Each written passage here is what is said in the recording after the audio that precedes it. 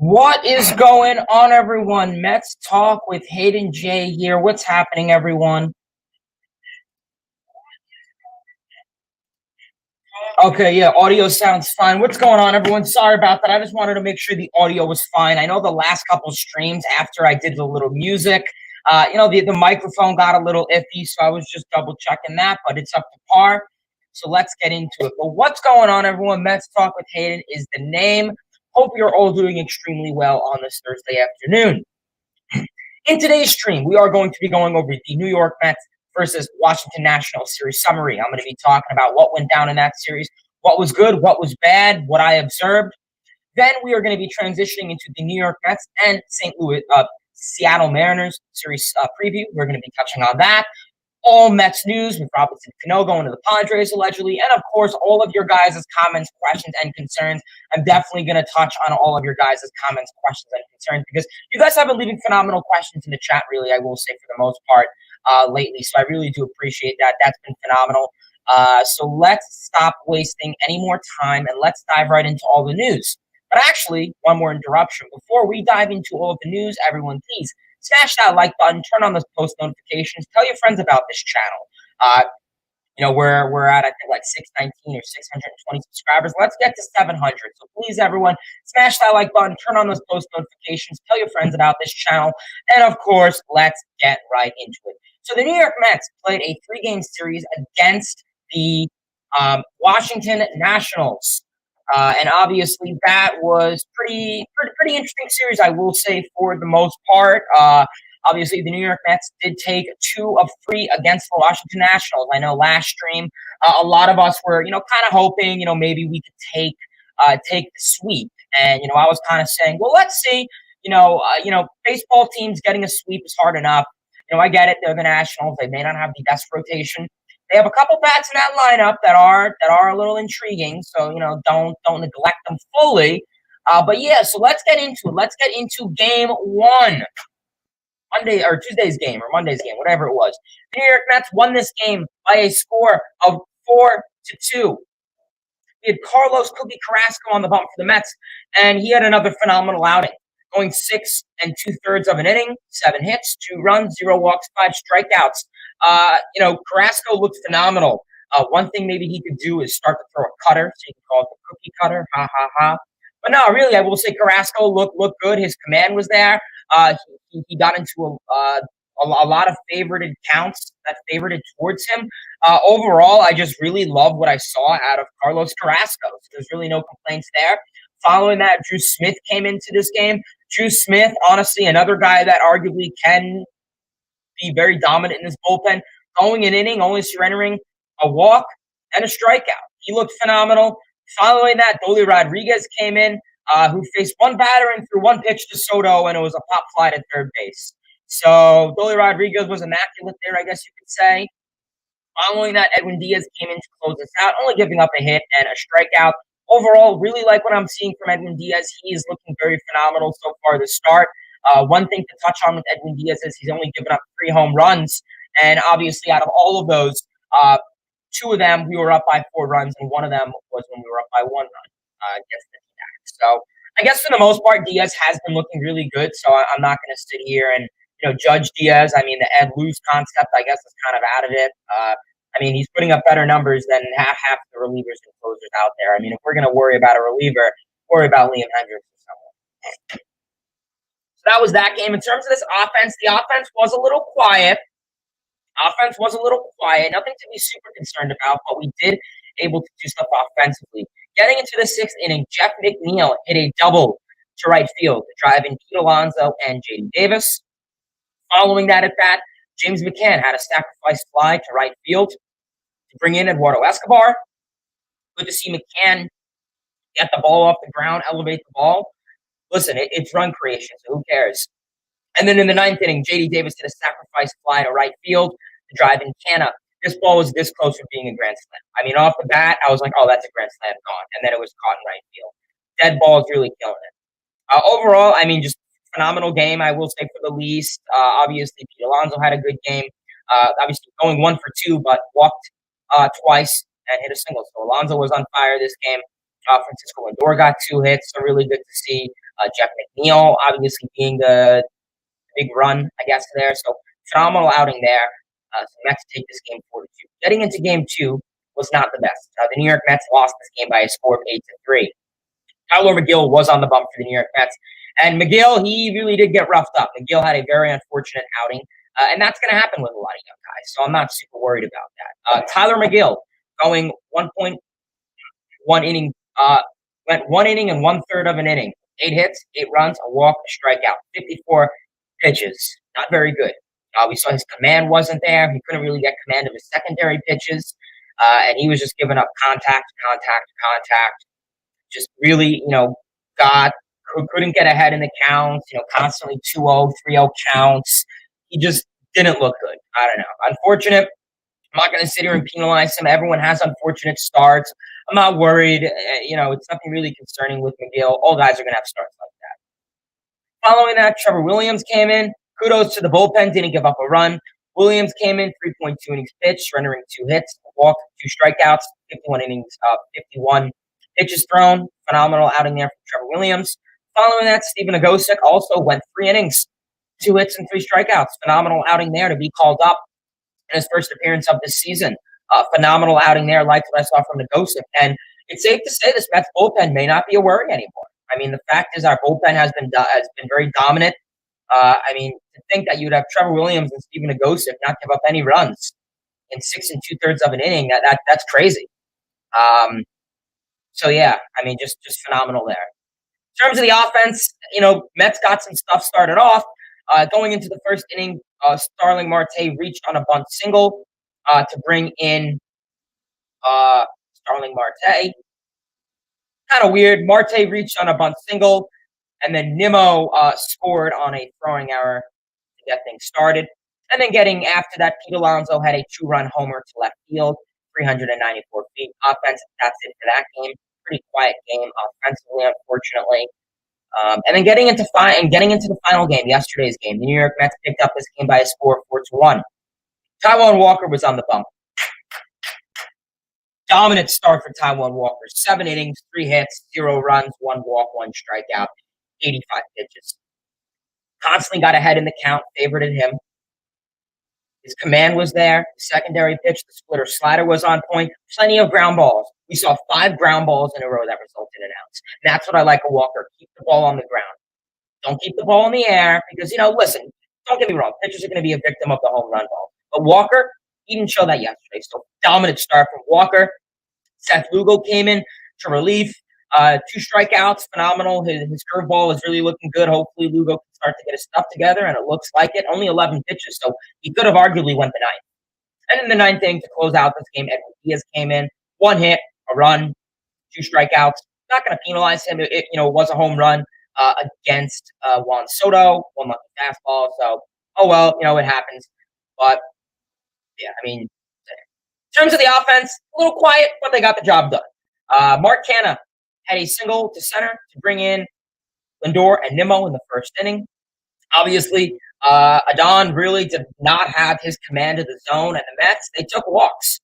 Got 5 walks, and obviously most of those were in the first and second inning. And, they were able to get the job done there. Going into the 4th inning, Tomas Nido had a single to left to bring in Mark Canha. And then in the 9th inning, Mark Canha wrapped up his day with a solo home run to center field. So the Mets take this game by a score of 4-1. Taijuan Walker gets the win. Phenomenal outing. Good to see Walker get his first win on the season. Kudos to Taijuan Walker, I really will say. He was able to really rekindle his thoughts after a rough bounce back against the Phillies. And maybe that's one thing to say. Walker had 4 starts this season. 3 of those before yesterday were all against the Phillies. It's tough, when you're a pitcher and you have to make so many starts against the same team. Because the opposing team, they're eventually going to figure you out at some point. So that's just really unfortunate overall. So really happy that Taijuan Walker was able to pitch against another team and actually, be effective, I guess, for the most part. So phenomenal outing there from Taijuan Walker. We know that he was struggling from a little bit of a back issue, but that did not seem to be the case yesterday. He was throwing heat. We know that they had that weird double play with Soto and Bell. I don't know what the Nationals were doing there, but Just phenomenal outing by Walker yesterday. And hopefully that could boost up his confidence a little bit. I know a lot of people were very worried about him physically and mentally last stream, and I was too. But, hey, it's against the Nationals. They do have a little bit of meat in their core with Soto, with Bell, with Cruz. They could definitely do stuff. The speed of D. Strange Gordon. So they got the job done yesterday, so I'll say that. So now the New York Mets will be going home for a 3-game series, an interleague series against the Seattle Mariners. Seattle Mariners are coming into this whatever you want to call it, this series with a record of 14-8, 5-11 away. So obviously their records away are not the best you can argue. Obviously, the New York Mets are 22-11 with a record of 9-5 at home. Getting into tonight's game will be starting at 7:10. Obviously, that is going to be really intriguing because we will have Max Scherzer on the bump for the New York Mets. And it's not just Max Scherzer starting, Black Jersey night, and it is Friday the 13th, so hopefully there is no bad luck. But Max Scherzer will be on the bump. Obviously, 4-1 on the season, 2.92 ERA, a whip of 0.95, 37 innings pitched, surrendering, only throwing 49 strikeouts. So phenomenal outing so far for Scherzer. He has given up 5 home runs on this season, so I think one thing we're honestly going to see with Scherzer is really just going to be the long ball every now and then. He's definitely going to give up home runs. Like, listen, as long as they're solo shots, he's not really letting he's not letting a whole lot of guys on base. It's not like he's giving up a lot of base hits and a lot of light contact. So if he gives up a home run, hopefully it's not the end of the world. You just pray and hope that it's a solo one. So Scherzer will be on the bump. Obviously for the Mariners, the left-handed pitcher in Marco Gonzalez, who I guess does not have the best of seasons so far. 1-4 on the season, 3.91 ERA, 1.62 whip, 25 innings pitched with 17 strikeouts. Walks are a little bit of an issue with him. The command issuing 10 walks. So the strikeout to walk ratio isn't the best. He does give up a lot of hard contact. The long ball, the solo shot has been a little bit of a difficult thing for him this season. So that's something. And he is a lefty. So obviously I get it. He is a left-handed pitcher, and the Mets are worried about that. But, when you're dealing with a lot of lefties who can give up hard contact, I'm not as worried, I guess you could say. So we'll see how that goes. Getting into game 2 of this series. This is the 3-game series, by the way. Getting into game 2, we will have Chris Bassitt on the bump for the New York Mets. Obviously, Chris Bassitt, 4-2 on the season, 2.45 ERA, 0.95 whip, 36 innings pitched, and 38 strikeouts. Bassitt, another phenomenal guy, constantly getting ahead in the account to favor himself. Just phenomenal outings for Bassitt. That's really what you can hope for against the Seattle Mariners team. Keep in mind, he did pitch with the Oakland A's, so he has faced the Mariners quite a lot. So this is not going to be a rare thing. We know that a lot of, maybe guys like Jacob deGrom or whoever, NL East type of guys have never really pitched against the NL West or the AL West. I mean, guys like Taijuan Walker or Chris Bassitt have, because why? They played out there. They played in Oakland. They were in the same division. Taijuan Walker used to be a Seattle Mariner. So that would have been intriguing to see him starting against his old team. But luckily, that is not the case. I don't know. I feel he would just implode against them. I don't know why. So that is that. So, yes, game 2 is Chris Bassitt. For the Seattle Mariners for game 2, they will have George Kirby. Currently, only pitched 6 innings, made his first start, his debut last week. Obviously, no win-loss record, no runs given up. His last outing, 4 hits, 7 strikeouts. Kirby could be a really interesting guy. I mean, like I said, first major start, pitched a little in Seattle last week. We'll see how he could do this. And then, of course, the final game of this series, Sunday's game. We will have Carlos Cookie Carrasco on the bump for the Seattle Mariners. Obviously, pitching against the Seattle Mariners. My apologies.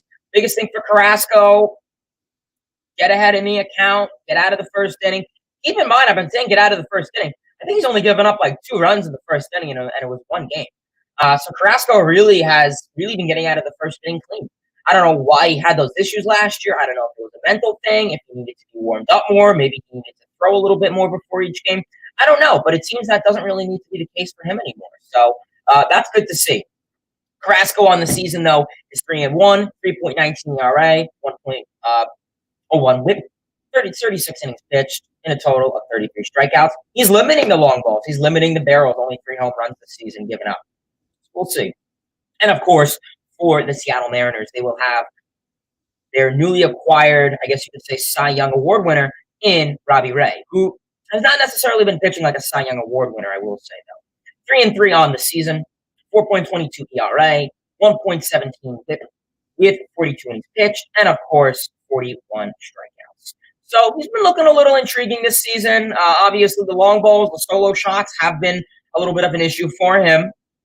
Yeah, I don't know, just left-handed pitcher, obviously, so that's one thing. The Mets, how they can be against left-handed pitching, that they may not have the best numbers against lefties, so you hope they can try and get something against Robbie Ray.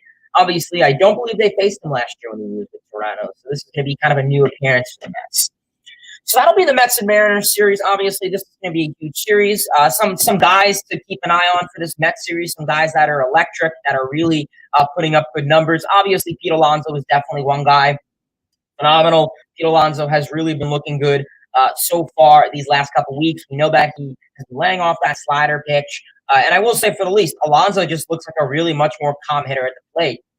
Taking a look at some of Pete Alonso's stats in the last 7 games, he has really been imploding. He's going to the opposite field a lot for contact, and that's going to be huge.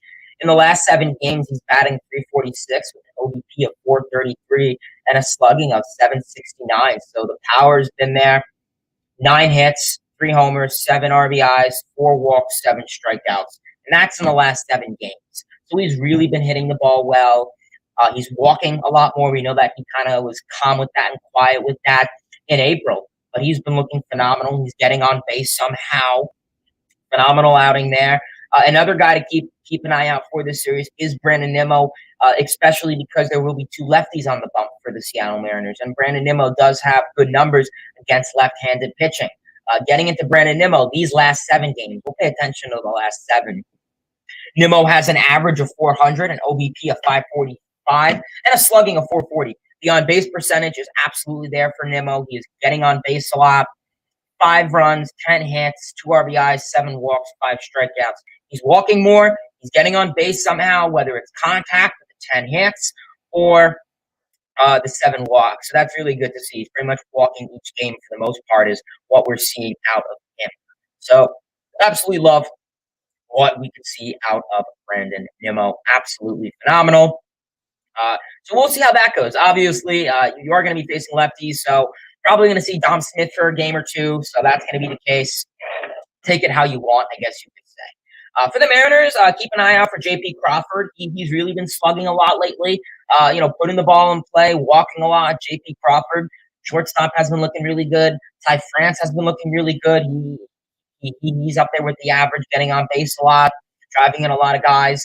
One thing to point out with the Mariners is their home runs. They've been hitting a lot of solo shots and multiple home runs. So I guess kind of see with the Mariners, try to limit them to that. And if you're going to give up home runs, make sure no one's on base. Mariners, they're in, like I said, they're in a sticky situation. Obviously, played 2 games against the Tampa Bay Rays, split the series. Played 3 against the Phillies, lost that.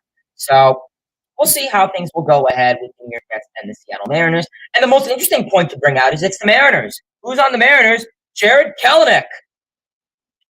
Interesting to see. We will see. Will Edwin Diaz be able to face Jarred Kelenic to save? We don't know. I mean, he could be in the top of the order, and he can only have to face, I don't know, the bottom half of the order. So I would love to see Kelenic face Diaz. That would be phenomenal. He'll obviously get bats, but whether Diaz will be on the mound will be a question. So just really interesting to see kind of how things have came about.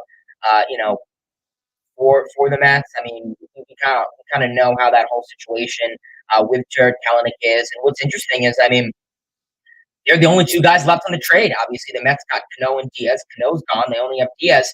And the Mariners got Bruce. He's retired. They got Bautista, retired. Swarzak, who Blue Jays are retired or something like that. Dunn, I think he's with the Reds or something. So keep in mind, they don't really have a whole lot of their squad that we originally shipped in the package for them.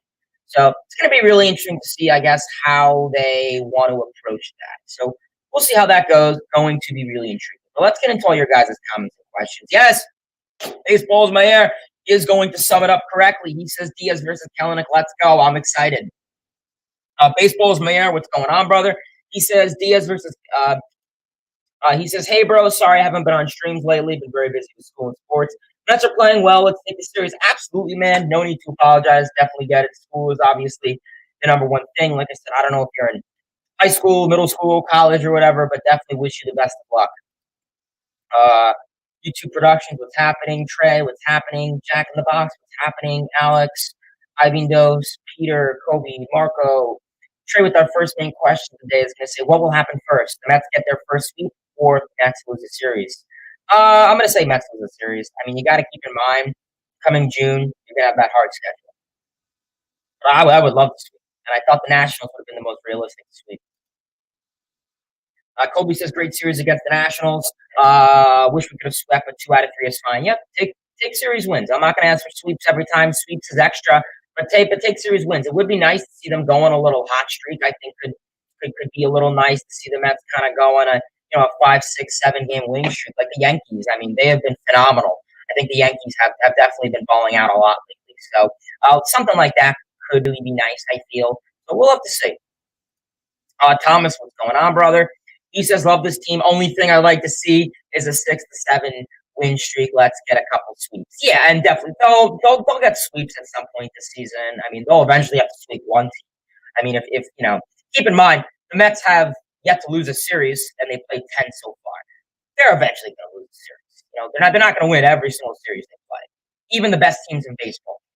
So it's enjoyable right now, but they're not going to win every single series. But keep it up.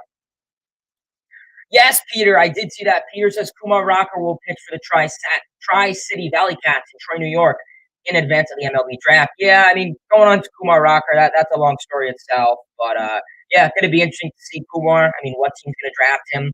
I don't really know. Obviously, his spot will probably be moved down a little bit because of those medical complications and that medical kind of concern. So I'm guessing he probably won't be drafted until kind of the later rounds. I doubt he'll be in, like, first round. I mean, maybe, but I don't think he'll be like, the first 15, 10 picks. Last year, I think the Mets got him at 12. It was 12 or 11. So we'll see how that goes. Ivan Dose says, hey, Hayden, I thought we were going to sweep the series, but we won the series, so I'm still happy. Mets look great. Their pitching has been on point. Yeah, pitching's been looking really good. Like I said, take series wins, and that's what you go for. Eric, what's going on? Kobe says, what would you grade the Diaz Kellenic trade? Yeah, I mean, like I kind of echoed before, all those guys, there's only 2 guys left in that trade that are actually playing for the team that they were supposed to go to.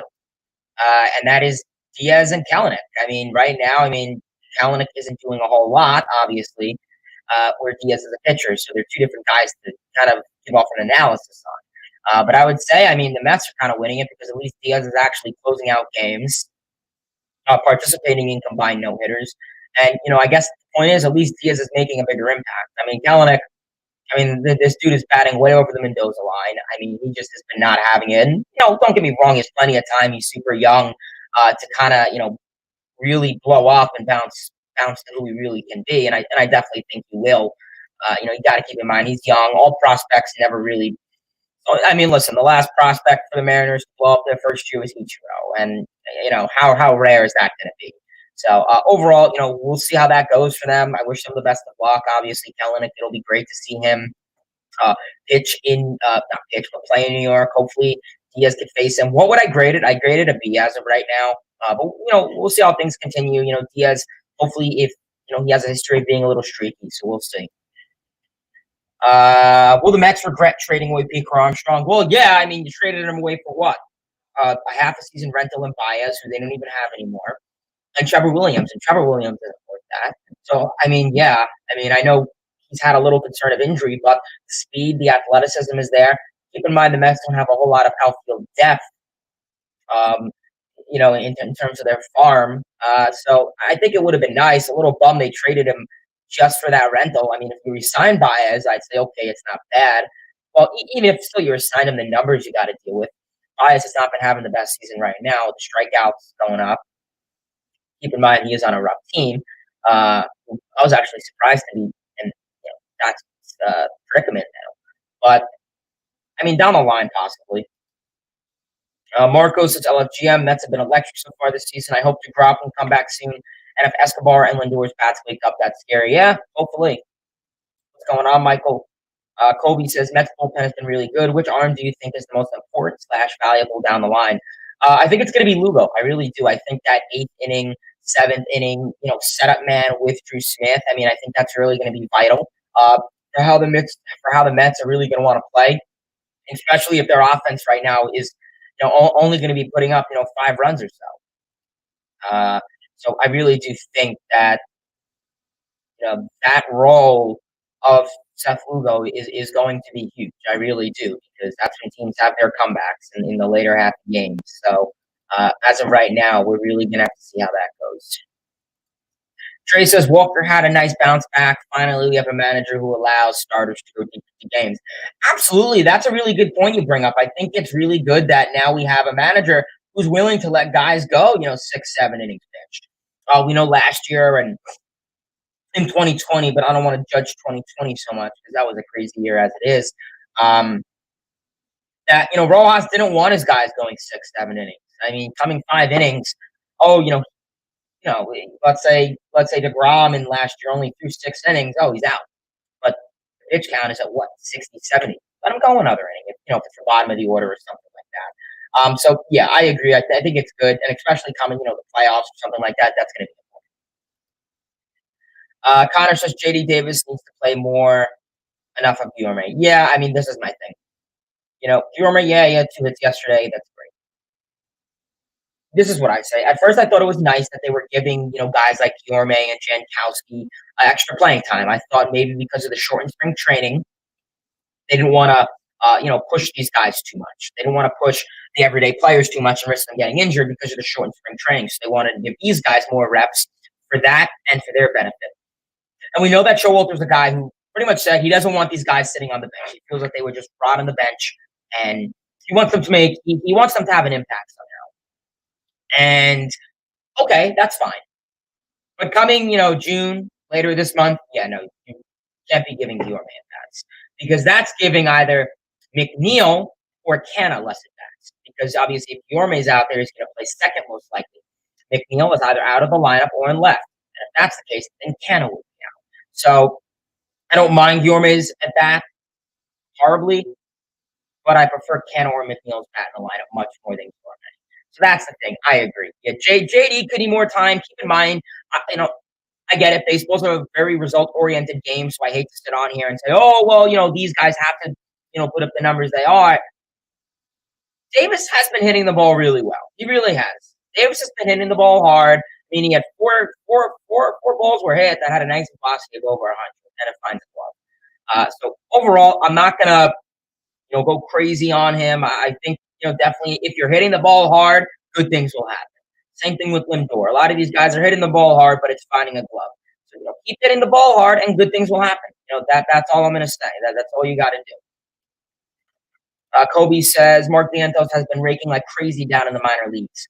What's his ETA and role with the Mets in the future? Well, yeah, I mean, we know he kind of had a rough start, but it's expected. And then he's been raking. Power's been there. Slugging has been there. I think possibly next year, maybe we can get a call up 2023. Obviously, a DH would be the best thing for him, and I think that is realistic because. I mean, are you confident with JD Davis or Dom Smith as your DH for the future? So yeah. Alex says, surprised the Padres want Cano. Guess they want a veteran guy and a full-time DH instead of moving their bench around every day. Yeah, I think the biggest thing with them wanting Cano is that they don't have an everyday DH. I mean, they're putting Austin Nola or Luke Voigt out there, and I think it's kind of foolish that they're giving less at bats now to Luke Voigt. I mean, this dude is a power machine. And, everyone's like, oh, but, Cano could do a good job there. It's an easier ballpark, yada, yada, yada. Cano has no power. I mean, the dude had an ISO of like 79 with the Mets this season. His power is not there. He's not getting for extra base hits. He's getting little blooper base hits. I mean, his power is pretty much consisted of little pop-ups and little, Bill Buckner dribbles to the first base side. That's going to be an issue down the line. So I really don't want I mean, hey, I'm not a Padres fan, but I mean, I would feel bad to see them, him be in a really huge lineup and then just kind of, do what he's going to do. So, like I said, I mean, the Padres are an intriguing team because they have a lot of streaky players, I feel. Real Myers, Jerks, and Profile. So I just feel Cano would kind of just add to that problem. But we'll see. I mean, in my opinion, I mean, obviously, I don't think they're paying a whole lot of that contract. So I guess that's a big reason. But I don't know. Maybe they just are tired of moving their bench guys around as a DH role every day. Trey says Drew Smith and Edwin Diaz have been an excellent one-two punch for the bullpen so far. If Lugo and one other pitcher out of the bullpen can be consistent, the Mets could have a special season. Yeah, I agree. Peter says one closer who could make sense: Trevor Rosenthal, who's expected to showcase in coming weeks. Catcher position might be able to look at. Yeah, I know Rosenthal is coming off of Tommy John, so got to be cognizant of that. Catcher position, yeah, I mean, probably not. You're probably going to ride out with the cannon, The Mets have the away black jersey. I'm assuming that's what you meant to say. I don't know. I was actually looking into that. Ivan says Mets bats are looking good. Alonso, Nimmo, McNeil, Canna, Marte are looking really good. LFGM, yeah, they are. Marco says MLB has to do something about the dented baseballs. Too many balls dropping on the warning track. Yeah, this has really just been very, very, very infuriating that we have been seeing this out of Major League Baseball. Enough's enough. Stop ruining the game. I was watching the Mets and I was watching the Padres and Cubs game a couple days ago. Bases loaded. Frank Schwindel is up. Hit one. It looked on off the bat on the warning track. JD Davis the other day. Bases loaded. And I hit that opposite field. We saw so much of that in 2019. That opposite field power. Hit one yesterday. I thought it was gone off the bat. He probably thought it was gone off with his facial expression. Caught near the warning track by Soto. It's stuff like this. Stop ruining the game. MLB does this every single year. First half, they'll these dented, dead baseballs that aren't going to travel. And then coming the second half, they'll bring back the juice ball. Why do they do it? Showcasing. I mean, free agency was a big thing. I mean, I'd imagine there's probably a lot of hitters on the market this year. We know last year was a very heavy shortstop free agency. So, like I said, it's just really frustrating that this is the case for Major League Baseball. Keep the same ball. It screws up hitters. Like I said, for Pete Alonso, Giancarlo Stanton, these power hitters, they're still going to be able to hit 30, 40 home runs. Yeah, maybe maybe they could hit more, which would be awesome. But I'm talking your regular 25 home run guy isn't going to be able to do that. Michael Conforto is not going to be able to hit 25 home runs with a dead ball. JD Davis, Jeff McNeil, they're not going to be able to do that. Only Pete Alonso, and arguably that's it on the Mets. Maybe Escobar. So, I mean, it's just really frustrating that MLB does this. It really is. Michael says JD Davis has been a victim of the dented balls. Yeah, he absolutely has. It's just it's not right that MLB does this every single year. I agree. It's very frustrating because JD Davis, we're seeing so much that opposite field contact, and then he just gets robbed. I mean, not like by a player, but by the game. It's frustrating. JD Davis is hitting the ball so well, and just this BS happens. Trey says, really loving Buck Showalter has changed the attitude of this team, and you could see it compared to the last couple seasons. Yeah, absolutely, man. I mean, yeah. I mean, listen. I mean, now it's good that the Mets have an experienced manager. I get it. Back-to-back rookie managers just didn't seem to be the thing, and now they found a remedy with bringing in an experienced veteran manager. I'm surprised the league never really wanted to go after him. That a lot of guys never really had an interest in Showalter. Hasn't been doing anything since 2018, so I was surprised by it seemed like like the Yankees or the Phillies or whoever never really were interested in Showalter. Maybe they wanted that younger former player type of guy that thought Showalter was too old. And first of all, everyone said he was very against analytics. I mean, I don't know about that. I mean, keep in mind, I will say for that, I kind of want to debunk the theory that Showalter's anti-analytic. I just think in Baltimore, the analytics squad was not good there, and he was just given poor information. Okay, yeah, Zach Britton, I get it. He should have put him in the 2016 wild card game against Edwin Diaz. Okay, so yeah, we'll see. Are you worried about Lindor? Yeah, I definitely am worried about Lindor a little bit. I think the biggest thing with Francisco Lindor now is I get it. He's hitting the ball well. We've been seeing a lot of balls hit over 100 mile per hour. The exit velocity, I get it. Lindor's hitting. There are times where he's swinging a little crazy. This is my thing with Lindor is I don't know. It's just really frustrating, I guess, to see. I mean, Lindor started off April really hot, and obviously he took a big dip. Safe to say. Biggest thing with Lindor, I think, is I mean, regardless of consistency, is just being able. What we've been seeing is him pull the ball to the first base side and strike out as of now. I want to see him go for the other way. I get it. The power's been there. Okay, you can say he's been unlucky. Okay, but point is, baseball's a result-oriented game, and if guys like Mark Canha and Brandon Nimmo and Jeff McNeil are able to put the ball in play, and he can't, well, what's his excuse? Don't get me wrong. I think he'll heat up. He's having a slump. All guys have their best slumps, but it's just unfortunate when he had a really bad last season. Yeah, I mean, he definitely did wake up a little bit in August. He woke up 100%, but it's just really frustrating to see. So we'll see. I just think the thing with Lindor is going to be when it does the honeymoon phase end. Don't get me wrong. I think Lindor is going to be fine. It sucks to see him in a slump. Don't get me wrong. I think Lindor is going to be fine. I'm not worried. Am I annoyed? Yes. Am I worried? No. So, yeah, like I said, it sucks to see the dude in a slump. We know that what he's capable of. I get it. I'll give him a little bit of an excuse with the dead ball. He's hitting the ball really well. It's just getting called. So that's the unfortunate thing. Am I worried with Lindor? No. Am I frustrated? Yes. Connor says at some point they're going to have to start hitting the ball hard, period. Everything is on the ground. You want balls not to be flying. These stats are not a good sign or trend. Yeah. I mean, and this is crazy that the Mets are putting up 5, 6, 7 runs a game without runs.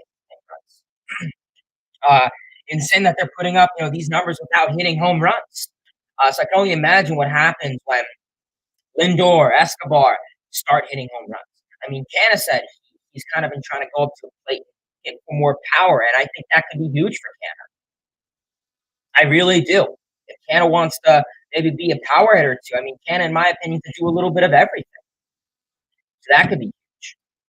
Keep in mind the dead balls are a thing to play. But the point is, they're winning games with extra base hits and singles. So keep it up. Peter says Mariners versus Mets is going to be a good series. I enjoy the interleague series a lot, considering we rarely play them. Yeah, I do like them too. I will agree with you on that. I really do like interleague series.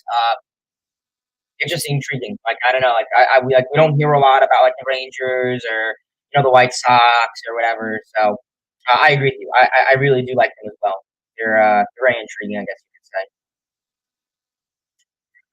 say. Trey says, which MLB rookie is having a good season so far? Well, not really. The only guy that's really putting up, I guess, good numbers is Bobby Witt or Julio Rodriguez. Torkelson's been kind of quiet. CJ Abrams has been sent down. I guarantee you Torkelson's probably going to get sent down.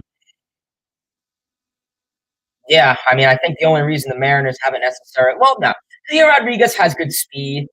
He'll have a lot of doubles, extra base hits, and stolen bases. I think he had like 10, 11 stolen bases so far. In my opinion, I think the biggest reason the Mariners haven't necessarily sent Rodriguez down is because they don't have any outfield depth. I mean, not Rodriguez, Kelenic. Speaking of Kelenic, I think the only reason they haven't sent Kelenic down is because of the outfield depth. Think about it. Kyle Lewis is still out. So that's a big thing. Lucas, what's going on? Lucas says, once the Mets start hitting for more power, they'll be scary good. This team is driving in plenty of runs on light contact. Exactly. Marco says, can't wait to watch Diaz pitch against Kelenic. Me too, man. Me too. Jose, what's going on? Jose says, when we get Jake back, is like making a blockbuster deal. Yeah, once we get the ground back, I really think that's going to put a lot of really help a lot of these guys out. this rotation. I mean, I feel like a lot of these guys, like Mcgill, like Scherzer, are really carrying the weight of this rotation. Don't get me wrong. I mean, Bassett, Scherzer, Mcgill, they've really been looking really good. But I think having DeGrom back will really relax a lot of them. Don't get me wrong. I don't think Scherzer minds being the ace of the rotation, and he was with the Nationals for that long, and arguably the Tigers too, if you don't want to consider Justin Verlander. So yeah, I definitely agree with you. I think getting DeGrom back will be huge. I mean, getting back. I mean, obviously they're going to be careful with DeGrom. They're going to limit his pitches. Obviously, for the first couple starts, I doubt he's going to, go, 7, 8 innings. Big thing for DeGrom. Don't go out there and throw 100 miles per hour every single pitch. DeGrom is able to get hitters out with low velocity. His stuff is just nasty. So that's what I like about DeGrom. DeGrom, he's going to be awesome when he comes back. Don't get me wrong, it's going to be frustrating to see him only go 6, 7 innings for the first little bit. But hey, he's back. So we'll take care. Kenny says, keep up your awesome work. Good things happening for the Mets. Yeah, I agree. Well, yeah, no, I mean, like I said, for Lindor, am I worried? No. Am I frustrated? Yes. Kobe says, if Nimmo hits well against left-handed pitching, why not put him in the 3 hole with Marte? I believe that's what that's supposed to say. And Lindor in front of him. Okay, so you have a Marte, Lindor, Nimmo, Alonso. I just don't like Nimmo and Alonso. I don't mind Alonso batting second, third. That isn't bad. I think the thing is, Nimmo isn't going to hit for power. And I mean, hey, none of these guys are really hitting for power anyways. They're still driving in runs. So, I mean, that isn't bad. Like, you have a Marte, and if Marte could start to wake up a little bit, you have that threat of the stolen base, runners in scoring position for Nimmo, base hit, drives it in. That's not bad. I just think they would much rather see Nimmo lead off to get things started, and then possibly have Alonso in that third or fourth hole for the extra base hit or the long ball or something like that. Even Lindor too. But that's not bad, Kobe. I mean, I wouldn't be against the Mets trying that out. Maybe if it's like Sunday and they have a lot of their bench players playing, I wouldn't be against that. Maybe even McNeil, honestly, batting leadoff for second. Trey says, would you be okay with sending down Dom Smith? I mean, it would be unfortunate to see him get sent down. I think the biggest thing you have to look at with Dom Smith right now is what's going on with him. And I love Dom Smith. I really did. I always figured he was a great clubhouse guy, watching him on the Cookie Club. It's just really been phenomenal.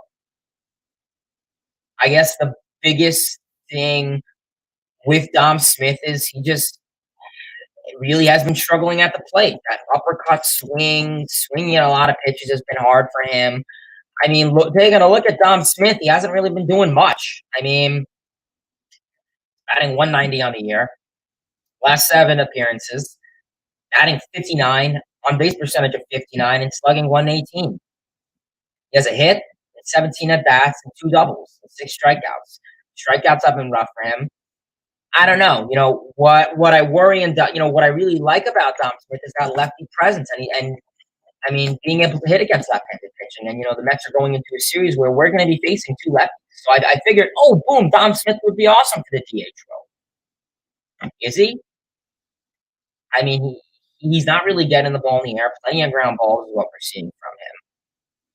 He's not hitting any off-speed pitches. I don't know. It's just really tough with him. I mean, he's not really hitting the ball hard.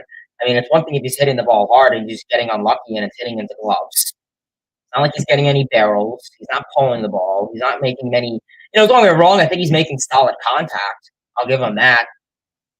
But with Smith, it's just, I figured, would I be willing to put him in the lineup? It doesn't matter if he's DH or first base because Alonso will still get the day at either position. So it's not like he's taking, point is, Dom Smith isn't taking any at-bats away from anyone.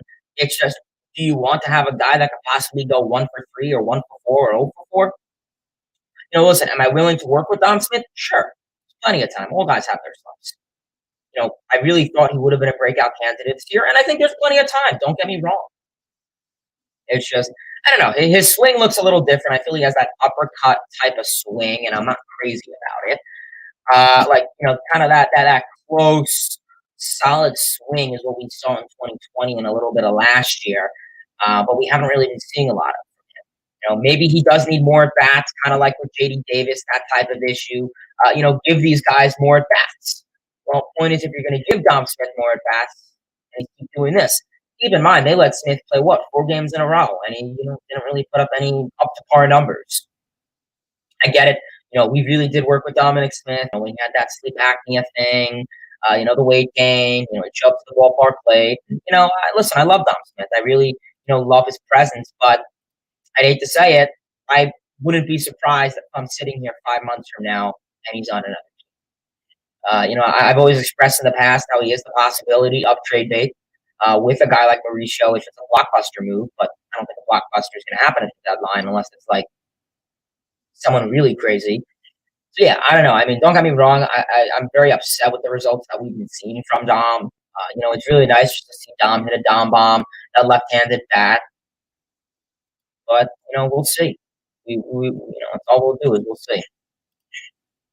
Peter says going to the game tonight. Super pumped for it. I'll send you pictures on Twitter. Awesome. He's going to try the polar bear burger, and you'll be wearing your Scherzer jersey. Ooh. That's interesting, man. I hope you have a really good time, Peter, at the game. Definitely send me pictures on Twitter if you're following me. If not, it's Mets Hayden. If anyone else wants to follow me on Twitter, I usually pull it up at the end of these streams. So definitely hope you have a good time there. Definitely send me pictures. Let me know how the polar bear burger is. I live in Florida, so I don't go to a whole lot of games at Citi Field. Next time I'm up there, I'm definitely trying the polar bear burger. I don't even know how much it is, but let me know. And Scherzer jersey, awesome. Definitely rep the Mad Max Scherzer jersey. It is the black jersey day for the New York Mets, so that's going to be really intriguing to see. Super excited. Love the black jerseys. Really going to be awesome. LFGM says Cal and Greed. Trey says, who are the Mets' biggest threat to win the NL East? That's a good question. Well, I think the biggest thing right now, biggest threat, Braves have been a little quiet. Don't get me wrong. We saw how they started last year at the deadline. They were below 500. Keep in mind the NL East isn't really that great of a division. I think the Marlins will come in July, August, September. Then we'll start to talk about who's a serious contender. Marlins, I think, will wake up. They have a young athletic team. Nationals are, I guess, out of it for the most part. Phillies, I think, could make a move. My thing with the Phillies is, I think they're going to need to make a move or two at the deadline. But how? They don't really have a farm system. So unless they're willing to trade, and don't get me wrong, you don't have to give away anything crazy. But I don't really know any guys in the Phillies farm. Sounds like Nick Abel. I don't really know many guys in their farm. In terms of what teams will go after at the deadline, yeah, bullpen's pretty obvious for teams. Maybe a bat. So I think the Phillies could be a little bit of a threat. I know they have a rough June. I know they have a rough schedule now, so we'll see how that goes for them if they can, kind of beat through it. But I think it's still the Braves. I really do. I think it still is the Braves division. I think Acuna is really going to blow up. So I have to go with the Braves division still. Todd, what's going on? Todd says it's going to be bad if Jimenez is as good or better than Lindor the next 10 years. Yeah, Andres Jimenez has really been putting up pretty good numbers so far for the season. I really will say.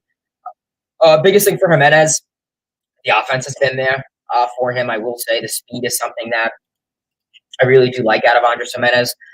Let's take a look-see in Andres Jimenez. I saw he has been kind of relevant. I know I do have him on one of my fantasy leagues. He really has been definitely noticeable. So Jimenez, slash line at 333, 345, and an OPS of 888. Yeah, those are some pretty good numbers. Last 7 games, he's batting 360, OBP at 385, slugging a 560. So he's hitting the ball pretty well, pretty hard. 9 hits, a homer, 5 RBIs, a walk, 5 strikeouts, and a stolen base. Stolen base aspect is pretty cool. Yeah, so don't get me wrong. We'll see how the rest of the season goes for Jimenez. It's only 81 at bats. Not saying he's going to do bad or he's going to blow up, but we'll see. We'll obviously probably re-talk about Jimenez unless he goes on like an MVP May and June. Then there really isn't much to say about him. But I'll definitely like to. I love to touch on how former Met prospects and former Mets are doing on the channel. I know I would talk about Jared Kelenic more, but Kelenic isn't really having the best of, I guess, appearances, you could say. So yeah, I mean, overall, I guess we'll have to see how that goes. Sports fan says we need a sweep. Yeah, I agree with 100%, man. A sweep would be appropriate. Trey says, I want to see Diaz strike out Kelenic for the save. Yeah, I mean, that would really be really kind of symbolic, I guess you could say. I mean, I'll obviously post on Twitter if that does happen, but that would be really intriguing to see if he does strike him out, or just honestly just seeing what happens with Diaz or Kelenic, or regardless how Kelenic does against the Mets. I could just easily see him, just typical Mets, just baseball in general, just Kelenic come up and tie the game or something with the homer or base hit. I don't know. I feel like I just easily see that happening. So yeah, we'll have to see how that goes. But overall, super exciting to see Jared Kelenic come on. Obviously he's never been to Citi Field. I mean, maybe he's been there for playing or whatever. But yeah, overall, we'll have to see how that goes ahead. So probably going to call it a stream here, everyone. I really, really do appreciate you guys for tuning in. Obviously, great stream. Really do appreciate you guys for tuning in. As always, really good stuff. In today's stream, we talked about the New York Mets and the Washington Nationals series summary. Then we transition into the New York Mets and the Seattle Mariners series preview. Following that, we went over all of your guys' comments, questions, concerns, anything related to the Mets, baseball, the Mariners. Like I said, I definitely do want to start, branching out, on this channel with a lot of, non-Mets content. I definitely want to talk more about the Rays or, the Mariners or the Padres or whatever. I definitely want to start talking more baseball because, it's very intriguing. I definitely do want to cover some more farm system stuff. I think prospects could be very appropriate. Keep in mind, I live in Florida, so I think prospect and spring trainings are really good down here for that. So definitely, I definitely would like to cover some more farm prospect type of stuff. So maybe we could see that down the line potentially. So yeah, like I said, we'll honestly have to see how that goes down the line. The Mets will be playing a 3-game set against the Seattle Mariners. My prediction on how it's going to go, well, overall, all I'm going to say is I guess take the series would be nice. Take the series. I say take 2 out of 3 is nice. Like I said, sweep is fabulous. Mariners don't have the best record and I guess numbers on the road. So I guess we'll honestly see how that goes. Otherwise, we're going to have to see how things go ahead for the Mets and the Mariners. They will be playing a 3-game series. I'm pretty excited. Just honestly, really, I don't know. I really do like interleague games. I know it's kind of weird. I don't really know why a lot of people have fascination with interleague games, but yeah, I'm pretty excited to see how that goes ahead for the New York Mets. Like I said, everyone, that is the end of this live stream. In today's stream, we went over the New York Mets and Washington National Series summary. Then we went over the preview, summary, whatever. Then we went over the New York Mets and the Seattle Mariners series preview. We went over that. First pitch will be tonight by Max Scherzer. They will be wearing their black jerseys tonight at 7:10 Eastern Standard Time. And then, of course, games will be continued on Sunday and Saturday. So super exciting for that. Obviously, Mets are in a good position here. You are 10 games over or 11 games over. So anything on that, keep it up, Mets. Keep winning series. That's all I'm going to say is keep winning series. I'm not asking for series sweeps. I'm not asking to, go on a 20-game hot streak, but keep doing that. One thing before I end the stream, I guess we'll get to an hour. Why not? I want to talk about the New York Yankees for one little second. They have been on fire. I was watching some of the Yankees game the other day. I caught the Judge walk-off 3-run homer against the Blue Jays. Yankees are phenomenal. 23-8, best record in baseball. Yankees have really been insane. I mean, if we could see Aaron Judge and Stanton stay healthy and put up the numbers they're doing, I mean, those two guys could compete for the MVP race. That's going to be dominant. I mean, listen, don't get me wrong. You're going to have frustrations with Josh Donaldson. I get it. It's going to happen. Gleyber Torres can continue to hit. It's going to be really scary. Really, really scary. If their pitching can hold down the fort, if Garrett Cole can do how he's been doing for the most part, Lucas Gill, I mean, Their rotation's been holding down the fort surprisingly, and their bullpen, which wasn't really a concern. Former New York Met, Miguel Castro, current New York Yankee. He's been looking pretty good over there, so tip of the cap to him. But so is Billy Rodriguez, so we'll see how that goes. So just wanted to give a shout out to the Yankees because they've been really phenomenal. So probably going to call it a stream here. I really do appreciate you guys for tuning in. As always, like I said, smash that like button, turn on those post notifications, subscribe, tell your friends about this channel. And of course, so much to go for the Mets. They will be playing a 3-game series against the Seattle Mariners. Obviously, game 1 will be tonight. And of course, we will have Max Scherzer on the bump for the Seattle Mariners at 7:10. They will be wearing their black jerseys. Obviously, Saturday's game at 7:10. And of course, that'll be Chris Bassett on the bump. And then, of course, Sunday's game at 1:40. I don't know why it's a 1:40 start. That's weird. I like the 1:10 start. It doesn't make a difference. We will have Carlos Cookie Carrasco on the bump for Sunday's game. So let's see. Mets are in a good spot. Like I said, they are 10, 11 games over 500. So if you can try and continue to build something off of this, that can really be very, very good. Otherwise, I appreciate you guys for tuning in. Probably going to call it a stream here.